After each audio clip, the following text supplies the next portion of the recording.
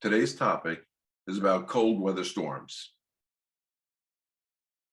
when encountering a blizzard or a snowstorm. Every year, in some parts of the country, there is always a snowstorm, ice storm, cold, severe weather, and so forth. When these patterns of weather occur, people often don't think much of it and feel that it's not a serious matter. It's not as serious such as a firestorm or an earthquake or a tornado. So they look at winter storms as being not so important, but make no mistake about it, it does have serious consequences. And I like to share some of these points with you so that you are prepared for these type of weather storms when they embark upon us. What's been interesting, there are three main reasons for death that happen during cold, severe weather, which I found very interesting. People die from vehicle accidents during severe storms. They're driving out there in the snow. They're sliding and crashing on the ice, not experienced at driving in the snow. People suffer heart attacks from being outdoors shoveling the snow because it's a stressful exercise, or chopping ice, or cleaning off ice debris from the roof of their homes and so forth. And the other one, the third main factor for death, is something known as asphyxiation, which basically means the source of heat that you're getting in your house that is not natural heat, or perhaps maybe from being in your vehicle, from the exhaust pipe, which is causing carbon monoxide. It has nothing to do with the snow itself, but is the source of heat that you're using.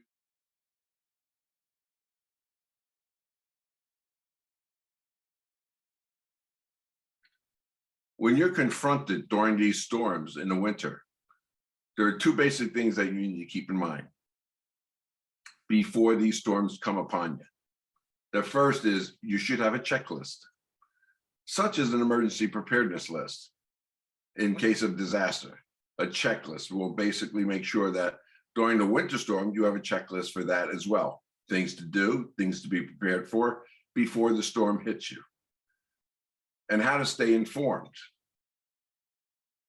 So those two factors are very important.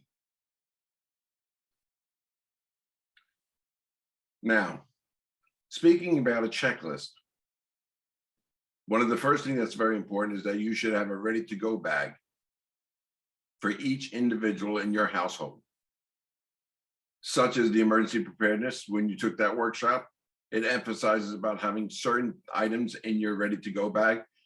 These are items that should last you for 3 days or more, such as food, water, toiletries, medication, tools, important things that you can put in your backpack so that it's ready to go when you need to grab it and take off. So during these snowstorms or blizzard, if there's a power outage, you may have to evacuate to temporary housing or shelter. So within that backpack, you'll have the things you need. You should have among those items is a communication plan in writing, so that if all you are out of the house and you need to escape or evacuate, you know who to contact in terms of your family members, your close friends, your coworkers, to let them know where you are. Telephone numbers. You need to let people know that you're seriously hurt. Knowing where the nearest emergency room is, the hospitals, first responders, their phone numbers, ambulance. And your family members and friends should have your emergency contact number so they know how to get in touch with you as well. And everyone in your family knows how to get in touch with each other.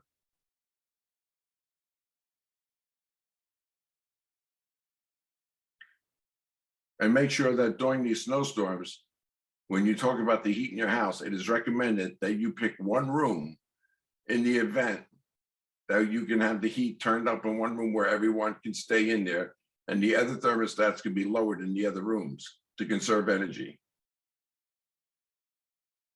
So if everyone stays and remains in one room, that will be the most comforting way to share the heat until the storm subsides, and then you can go to your own separate rooms.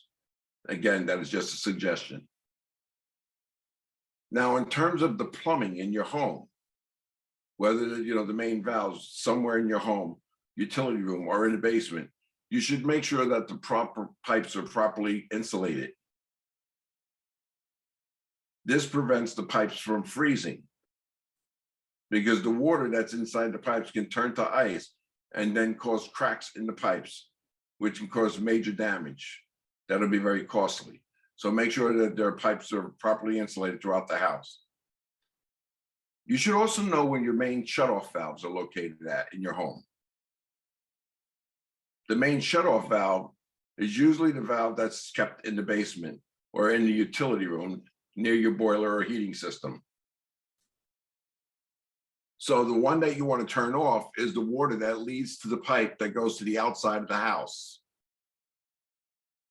not the inside of the house.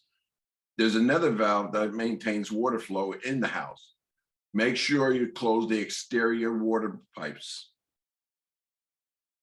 But at the same time, those pipes on the outside, the valve should be opened on the outside, but the main valve that controls the water flow should be shut off inside the house for that pipe to circumvent freezing.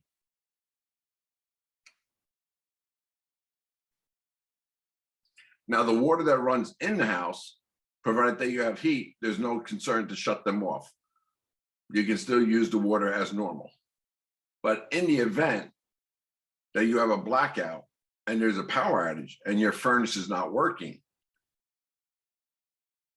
and your furnace is going to be out for 2 or 3 days, then you should open up all your valves in the interior house, not all the way, but just open them up just enough so that the remaining water in those pipes can drip out to prevent them from turning into ice, freezing, and thus causing a breakage in your pipe.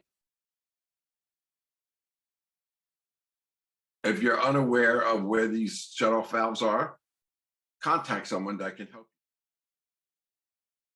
you. Now, if you own a vehicle, you should make sure that you top off on gas. Go to a gas station, fill up your gas tank, because you never know. Because if you were to have an outage and it's going to be extremely cold, you may go into your car, your family and your friends may sit in your car, and you may start up the car to turn on the heater to keep warm during increment times until 911 or the first responders arrive to come get you. Now, what's important is that you should not have the car running in a closed environment with the garage door closed, because that is a form of asphyxiation from the carbon monoxide.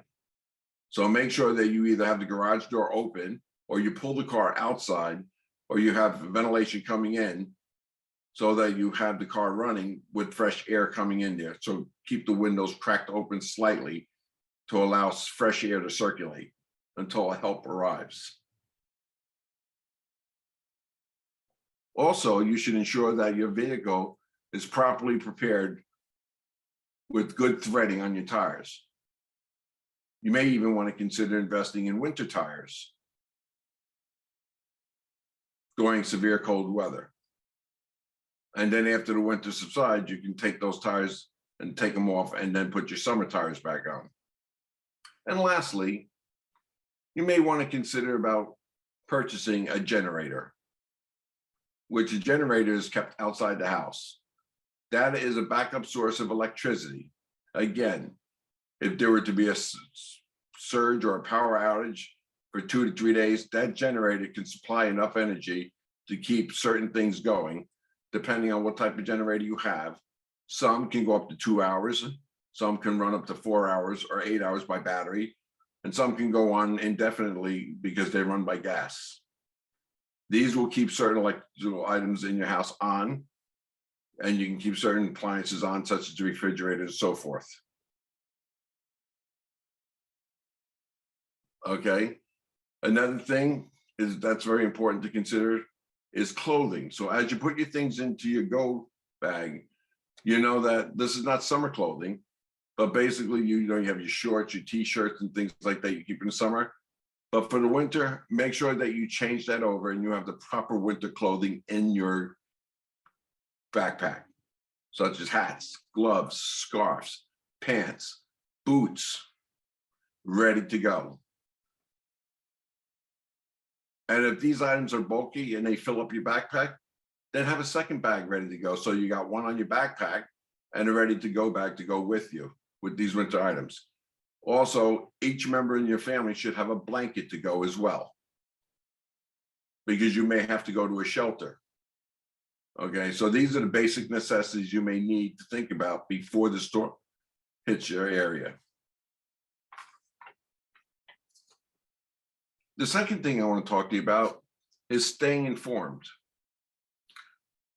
So I'm going to discuss a few places where you can stay informed in terms of weather-related matters, and after the storm in terms of what to do. It's important to stay on top of the news for your local news report for the weather. They will keep posting where the storm is, where it's approaching, when it's leaving, and so forth. They will even warn you if you need to evacuate. And they will provide information in terms of seeking temporary shelter. You can get that information online as well, through the television or through the internet.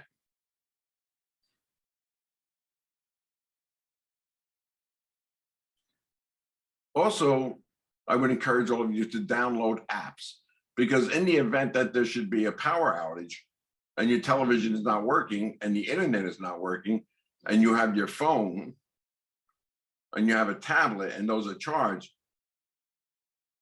and you have Wi-Fi service through your network, you're able to log on to get that information. And the two apps that I recommend at this time are very good apps. And the first one is known as Code Red. And it looks like this, what's on behind me on the wall. Now, Code Red is an app that is officially recognized by the Rhode Island federal government for the state of Rhode Island and the Rhode Island Emergency Management System. So all the news that occurs in Rhode Island is usually posted in the Code Red app. I also recommend a second app, which is known as the American Red Cross. The American Red Cross app looks like this, what's behind me on the wall. The American Red Cross is my favorite app. It's amazing. It has all types of information in there related to all types of catastrophic disasters, cold weather. And in addition, they have information related to first aid, CPR. For example, if there are people in your household that should sustain an injury or get severely sick or they're bleeding or whatever the case may do, the Red Cross has information in that app to tell you how to go about assisting that individual until 911 comes to the rescue. So the American Red Cross is an amazing app. I really suggest that you download those two apps, Code Red and the American Red Cross. Also, your local TV network like ABC, NBC, or CBS, they also have apps that you can download onto your phone as well. Now, the Rhode Island Emergency Management System has a website, and I'm going to show you that website, and they can show you how to navigate through there.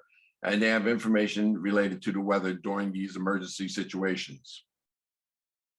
So the first website that you would log into is this website right here, listed below. And it would look like this behind me on the wall. Up on the right-hand corner, you'll see the tab that says Weather and Transportation. You click on that link. It'll pull you to a second page to the National Weather Service news, which looks like this. This news is run by the federal government. And it gives you a second-by-second update. And all the local news usually follows that as a general guideline about the weather that's specifically conducive to your location. Now, in reference to the checklist, if you want a checklist, the Rhode Island Emergency Management System has a recommended checklist that you should have on their homepage. So when you go to their homepage, you will go further down on the bottom, pull this up, and you will see a section like this. When you click on that link, it'll say Citizens, Resources, for emergency management system. And then they have another one for the police, for businesses. So there are different pages. So as you go through there and navigate through those different pages, you'll see one that's notified by hazard and hazards. So each of these links have different things. So you go down to the far bottom and they have one specifically for cold weather. Once you find that one, you click on that link, it'll pull up the page and it'll give you information related to the weather. And then it has a checklist of what things that you should have to be prepared. And that page will look like this.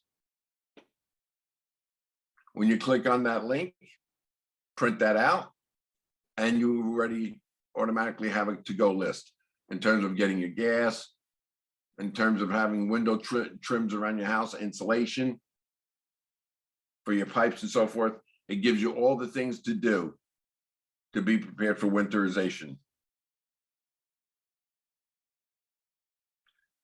And also be aware of your local network in terms of the news. Channel 6, which is ABC, Channel 10, which is NBC, and Channel 12, which is CBS. And they each all have their link to their website as well. So for the first one, their link is as follows. For NBC, Channel 10, their website is as follows. Channel 12, CBS, their website address is as follows.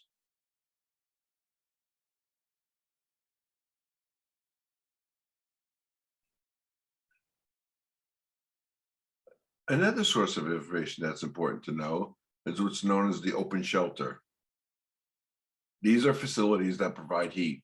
So for example, if your home should suffer from an outage and you have no heat, you can go to these shelters to keep yourself and your family warm. Where to find this information is basically on two locations. REMA, the Rhode Island Emergency Management Agency. And their shelters are known as warming shelters. That's the terminology that they use. So when you click onto that link, it'll give you a listing of all the cities in Rhode Island. And it looks like this page that's on back wall that I'm pointing to right now. So as you look there, you will click onto the one that's closest to your home and it will provide you with the information of where to go. They usually have between 1 to 4 facilities within your area. If there's a vacancy there, it'll also let you know if there's a vacancy or if it's full. You can call to make sure if they have availability before going out to that facility. Or you can use the website at the American Red Cross. That's also located on the apps, or you can go directly to their website. They use the terminology as open shelter. So warming shelters and open shelters are really basically the two of the same. When you click on the link for the open shelters, you would click in, provide your address and the city you live in, and it'll tell you the available shelters that are there for you to go, whether there's a vacancy or not as well. So those are the two websites and two apps that you could use. Now, if you don't have any availability after locating those two facilities, call your town hall or the mayor's office. You can call them during the day hours and ask them about shelters that you can go to take yourself and your family. Or you can call 211, which is available 24/7 to provide you with information. One of the local operators will be more than happy to find a location for you to go if they can find a vacancy, and then they will steer you to that direction, and then you would go to proceed to that facility. So with the television and the internet and the Wi-Fi on your phone, Android or Apple, all the information is there, which will help you stay informed. And do not forget your neighbors. Be aware of your next door neighbors. For example, where I live, I am the only deaf individual who lives in my neighborhood, but many of my neighbors know me And I have reached out to them, and they know that in the event of a serious emergency, I may not overlook something, or I may have overlooked something. They will come and check up on me using the buddy buddy system. And that system has worked for many years for me. I encourage you to get to know your neighbors. Okay. Doesn't matter if you live in a private house, a condo, or an apartment complex, you should have some type of buddy system where everyone knows who to check in on everybody else. Stay together and stay safe by helping each other. Thank you.